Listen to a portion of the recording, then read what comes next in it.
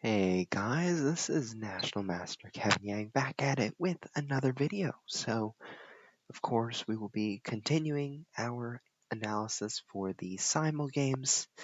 This one is a series against 23 Dragons. Good old friend, let us begin. So, I was white this time. d4, knight f6, knight f3.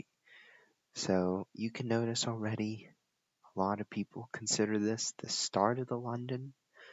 It's very boring, gets you the draw, makes you very solid, sometimes a win, but let's see how it goes. I did mess it up. So after g6, played bishop f4, d6, h3. Now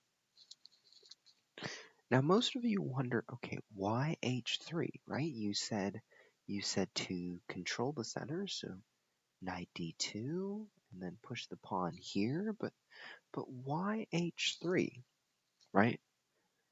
So in the London, this bishop is very strong. This bishop keeps an eye on this diagonal, keeps an eye on the e5 square. And in the London, you want this bishop to remain on this diagonal. In some cases, it will go back to c1, but it's more effective on this diagonal, sort of, looking at the center. So bishop g7, e3, castles. Now at this point, I sort of thought, okay, I could go with knight c3, I could go with c3, I could go with bishop e2, bishop c4. What should I go with? Went with knight bd2. Same idea, get the bishop out, maybe play e4. After knight c6, played c3. So on the internet nowadays, they like to call this the hat. I guess it's a hat as well. It's like a pyramid. Think of it as a pawn pyramid, um, or if you want, just yell out Egypt, because they have pyramids and they're really really good looking. So you should just check it out. This is not a tourism alert, but go ahead. Let's get back to it. So after bishop f5, I've sort of thought, okay, now if I play bishop e2 here, right, then I have to think about, okay, is my opponent going to play rook e8, and then after something like bishop h2, e5 comes down on the board, and then what, right? Because white has e4, d5, knight e7, c6.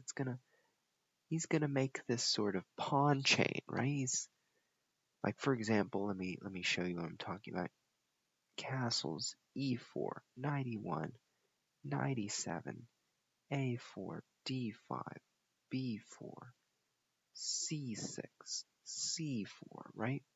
Like, even though I'm trying to attack on this side, this pawn chain is so powerful in the center, right? For example, black could play a5, we play b5. He doesn't even have to do anything because he just takes back, right? So for example, black could consider thinking about g5 and h5 sometime soon. So let's say h5, right? Bishop h6, king g7, just like mobilize the forces on this side, right? So then white has to start worrying. So what does white do? White goes here, here, here. So notice that through this one symmetrical, this one long pawn chain, I'm starting to create play on this side. But black is gonna sort of push hard on this side, and then it becomes a very double-edged, completely fierce game where the result is somewhat out of your control. And so it's a position, but I decided, you know what, we gotta stop it somehow, right? So I played bishop h. So I played didn't play bishop h2. I played g4. I was like, I might have messed this up because I allowed my opponent to play e5. I didn't know if it's something right in the London. because personally, I don't play the London. So for all of you out there watching, trying to prep for me, I don't play the London, but I do play it for fun. So after bishop d7, bishop g2, rook e8, same idea, playing e5.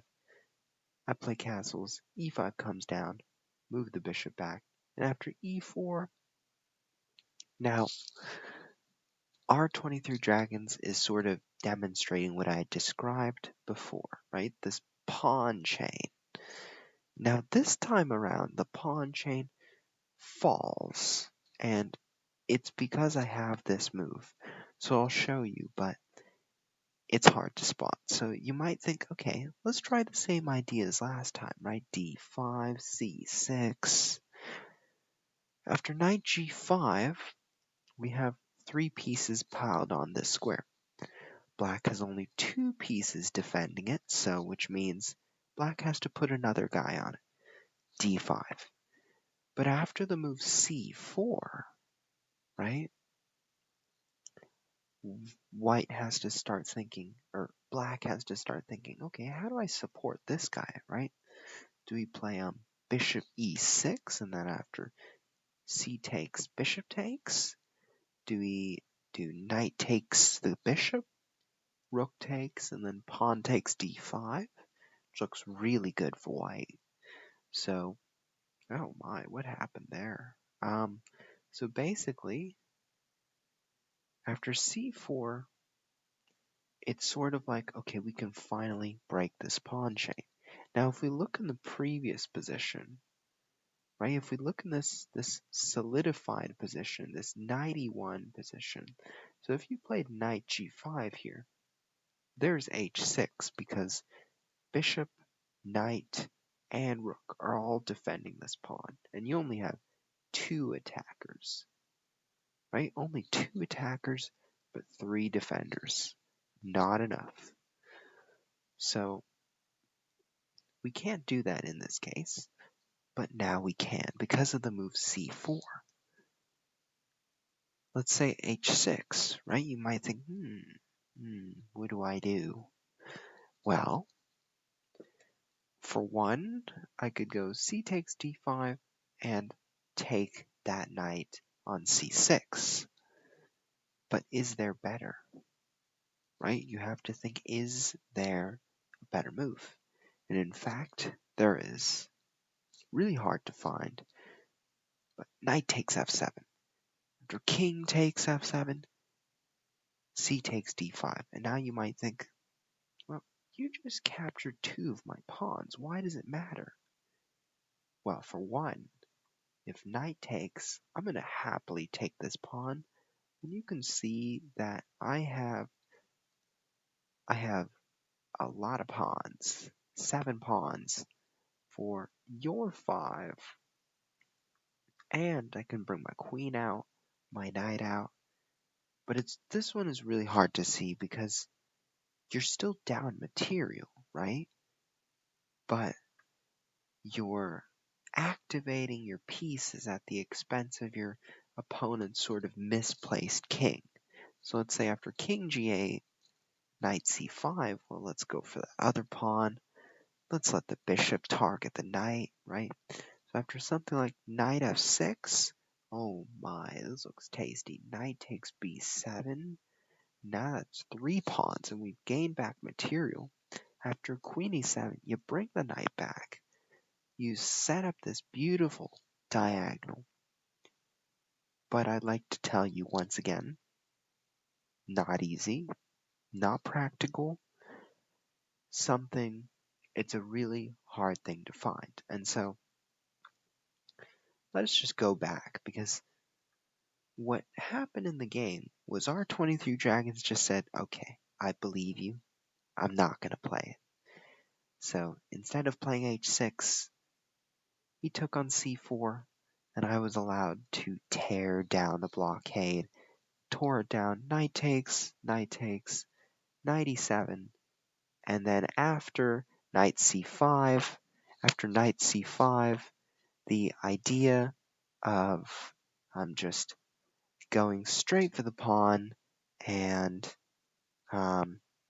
making sure that, getting the bishop in, that's all in the mix. After bishop c6, what was believed to be a brilliant move, right? Defend that, and then sort of block the bishop from looking at it. Well, there's this hidden optical illusion. Knight takes b7 works because the bishop actually guards the knight. And you might think, "Ooh, wow, I thought the knight could be taken by the bishop." No, there's another bishop on the way. So after bishop takes, rook b8, and simplification, I played queen c1, attacking the rook, attacking the pawn. Note that after rook b4, I play a3. So after rook b4, a3, rook a4, I'm going to hold on to this pawn so badly, I'm going to continue to challenge you. Right? You want to hold on to that. Queen d7. Now I'm going to think about, okay, I'm going to come here, come here, come here. Right? So I'm going to go on the offensive. Your pieces are sort of tied on the defensive, and that's usually the kind of play you want to have. You want to make every move with passion, with grit. You want to treat your friends like true friends, right? So Black is treating his friends like true friends. I am treating my friends like partners as well. So after this, our 23 Dragons just gave up the pawn. I took it. Rook b7. I said, that looks like a tasty rook. But then I told 23 Dragons, I was like, I'm going to be nice today. And after rook ac1, rook b2, I was like, how many pawns do you have? You have 5 pawns. I have 6 pawns, a pair of really nice bishops. And so I said, let's trade. So a good trade came down. Queen c6, target the knight, knight b6. Let me just take that. And 23 Dragons resigned. So what really propelled me to win the game? Well, I have to say, it all started from the move e4. Not obvious at all, right? The move knight g5, d5. Black had to calculate the idea of c4, right? Like, at this position, you might think, okay, Black's next move is h6, trapping the knight. So what do, right? And just factor in c4. f3 was also quite an interesting move as well, but I don't know. I would say this was a really hard move to spot, a hard move to say this was a mistake, but by collapsing the center, these two guys came open, right? The London bishops unleashed their full potential. And so after 97, I feel like 97 wasn't so great. If you look at it from a perspective, it's sort of like 97 was sort of like, you know what, I'm gonna put myself aside. I'm gonna let you guys roam the land. Right? So after knight c5, just so many opportunities came up. And by recognizing that, Black can play moves like knight a5, there bishop c6, maybe try to defend a little bit better. But instead, knight e7, bam, bam, and then I just swooped up pawns, and really it was my bishops that dominated the game. So it was really critical to break that center. That's my take. Hope you watch. Hope you enjoy.